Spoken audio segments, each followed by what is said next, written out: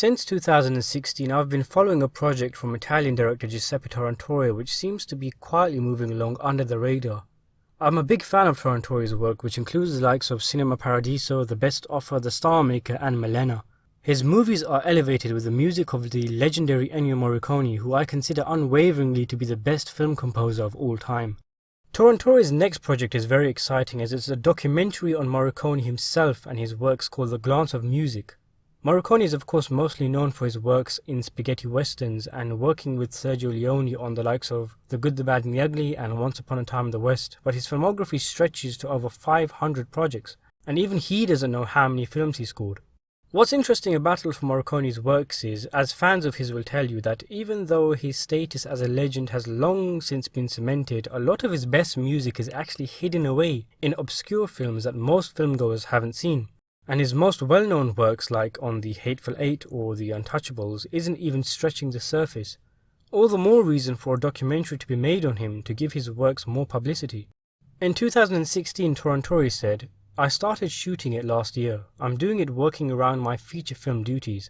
Last year I shot a massively long interview with him during which I think he told pretty much everything about his professional life. I've also done some other interviews and we are working on gathering more materials. Then there will be a fictional component that I will shoot at the end, but it's going to take a while. I don't think it will be ready for a couple more years." A trailer was released last year, but the project seemingly fizzled away until recently it has been revealed that Tornatore hasn't forgotten about the documentary. In fact, he's been working away at it extensively, having already recorded 40 hours of interview footage with Morricone.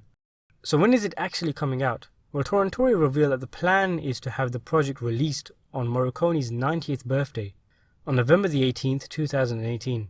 On the project, about 4 months ago, Tornatore said, "I always wondered what sort of documentary I would make about Ennio, and now not only do I feel the time has come to realize my dream, but I also feel I have a good idea on how to do it."